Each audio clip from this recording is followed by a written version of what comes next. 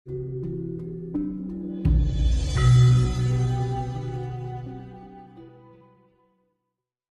mungkin kalau misalnya dikaitkan dengan zaman sekarang tuh kayaknya hal-hal yang cerita kayak itu kayak apa ya, mungkin dikira kurang hormat, kurang respect sama presiden nanti Mbak ya, penafsiran orang-orang yang sekarang ya. Enggak, untuk yang orang-orang sekarang kan iya, sekarang ya, penafsirannya kan begitu ya. Iya. Oke. Sehingga cerita tentang bagaimana Bung Karno itu setiap kali kawin dengan si X, si Nah, A, itu gimana itu? Banyak istrinya itu, Mbak? Ada ceritanya semua.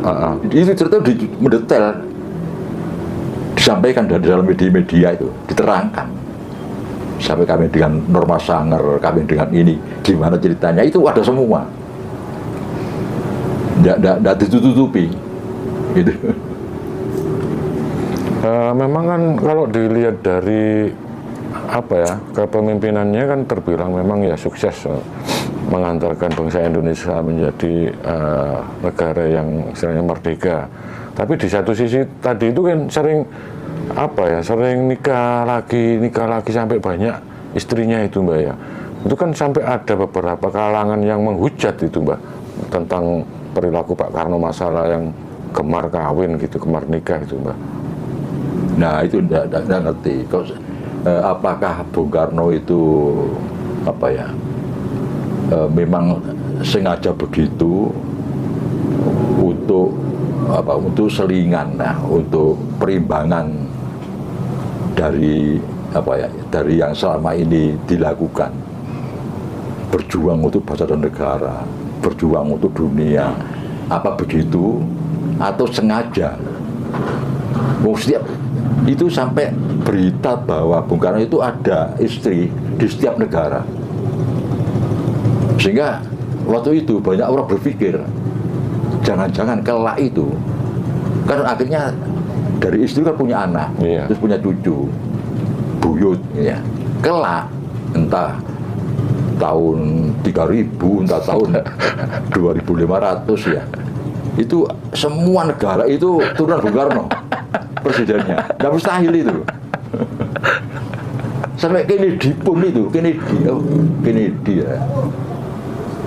Bukan Kennedy, siapa itu? Johnson atau siapa itu? Itu anaknya Bung Karno pernah itu, ada isu seperti itu. Ada desas-desus kayak gitu. Jadi terutama kalau di Perancis, Amerika, Inggris itu sepertinya jelas Bung Karno punya istri. Jepang punya. Ya. Nah ini tidak mustahil kalau di semua negara. Bung Karno sengaja begitu. Kelak nanti semua itu anaknya semua turunnya semua jadi presiden. Banyak kan dari orang Jawa meyakini beliau itu kan tingkat spiritualnya kan sangat tinggi Mbak ya. Iya, sama. Iya. Bung Karno, Pak Harto sama. Jadi ya bening itu dipakai. Kembali ke sana lagi. Pak bening itu udah ketara. Nah itu yang dilakukan terus menerus untuk spiritualnya dua beliau itu.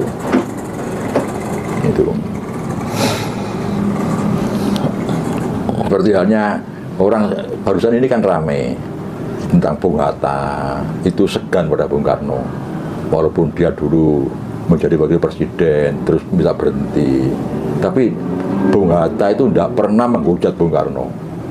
Bung Karno tidak pernah menghujat Bung Hatta, dan setiap kali ada orang itu menjadikan Bung Hatta pasti membela. Lah orang kan tidak tahu kenapa ya, di samping sahabat yang menjodohkan Bung Hatta itu dengan istrinya itu ya Bung Karno yang menjodohkan, yang menjadikan istri. Kan itu kan rahasia sebetulnya, sehingga Bung Hatta segan. Dia kan kawan baik, ya mungkin jambal-jambalan gitu. Kan sudah punya istri ya, kok banyak kamu masih lajang. Belum Bung, tak boleh no ya. Terus sekat dicarikan itu, Bung Karno yang mencarikan. Istrinya Bung Hatta itu. Ya Pak. Iya. Oke Mbak, terkait masalah cerita tentang Presiden Soekarno itu kan yang ke Rusia atau kemana itu kan pernah menemukan makam seorang ulama yang istilahnya disuruh nyari ulama terkenal di situ. Iya. Panjenengan pasti pernah dengar cerita itu, Pernah Pak. ya, ada salah Entah Imam itu Ghazali tadi. Imam Bukhari atau Bukhari. siapa? Iya, iya, Iya. iya. Seorang ahli hadis Di katanya. daerah dekatnya Rusia. Bukhara, iya, iya. Nggih. Itu pernah. Jadi Bung Karno minta supaya ditemukan makam itu. Nah, gitu. Kalau ditemukan saya baru akan ke Rusia. Akhirnya ditemukan kan. Dan ternyata ditemukan. Iya. Nah, ini yang jadi istilahnya penasaran. Kok sampai tahu? segitunya ya, Nah, Pak itu. Karno itu kok tahu itu, Pak? Itu. Beliau itu yang- dapat informasi dari mana gitu, Mbak?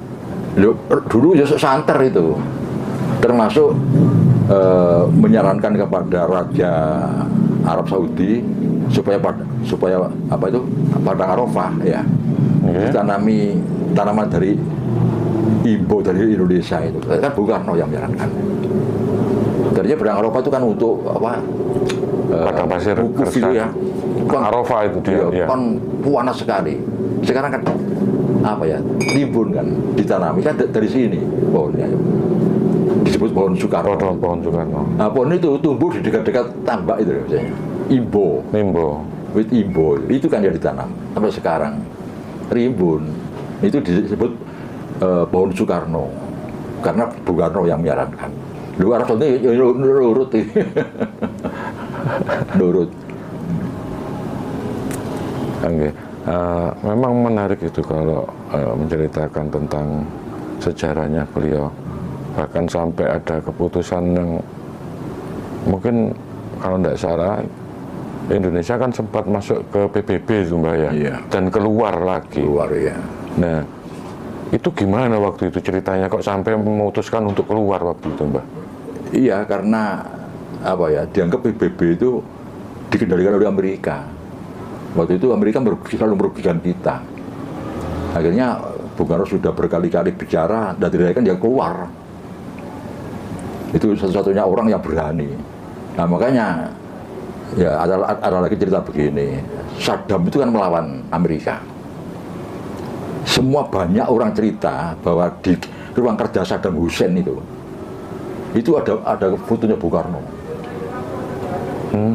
Soekarno is big my teacher, guru besar saya. Di ruang kerjanya itu banyak cerita itu. Bahwa di ruang kerja Bung Karno itu ada fotonya Bung Karno. Dua kerjanya Saddam Iya, ini. dua yang pakai itu, Saddam Hussein dan Libya. Muammar Gaddafi. Iya. Itu sangat kagum pada Bung Karno. Itu.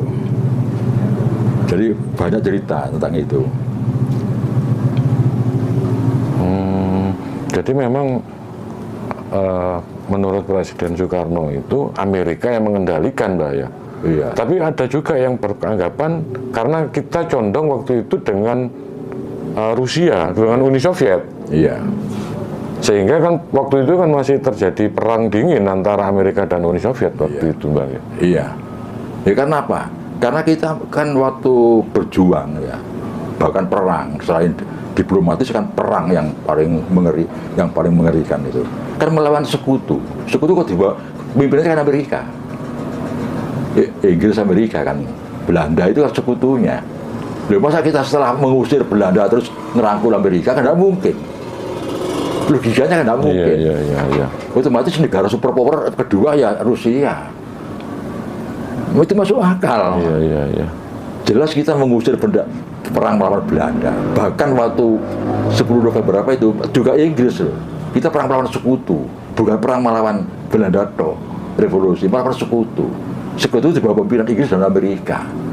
Nah setelah kita merdeka, masuk langsung rangkul Amerika dan Inggris. Kan tidak mungkin. Iya, masuk akal, iya. Otomatis Rusia. Betul. Masuk akal itu. Tidak bukan terus moro opro komunis enggak. Nah, karena superpower dua itu, Rusia, Amerika. Karena Rusia itu lawan, ini Amerika. Ini Rusia, karena Amerika itu lawan. Kan masuk akal. Termasuk Irian Barat itu. Kita didukung Rusia. Itu masuk akal. Termasuk RRC waktu itu juga pro kita itu, Mbak ya. Ya, Pak. Termasuk RRC Cina. Nah, Cina belum kuat. Belum sekuat Uni Soviet ya. Jauh. masih enak kita, makmur kita waktu itu Cina. Makanya Cina cepat perkembangannya, masih makmur kita. Jadi kita kalau memihak itu tidak ngawur, betul kita ini negara apa non blok, iya. bebas aktif, tidak memihak blok barat blok timur. Tapi otomatis dalam keadaan genting kita harus ambil sikap, tidak bebas dan aktif, bukan pasif, bebas dan aktif. Aktif untuk apa ya?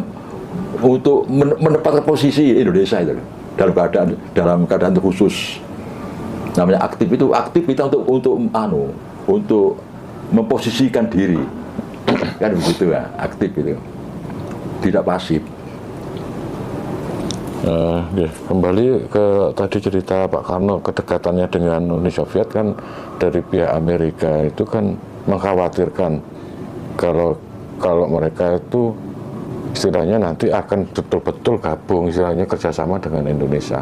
Nah, ini kan ada, nggak tahu ini suatu fakta atau suatu isu ya, tentang masalah G30 SPKI ini kaitannya, Mbak.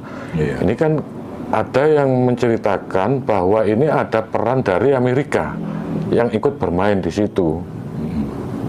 Karena takut itu tadi, kedekatan dengan Uni Soviet, Indonesia. Nah, kalau menurut Mbak Gadot yang istilahnya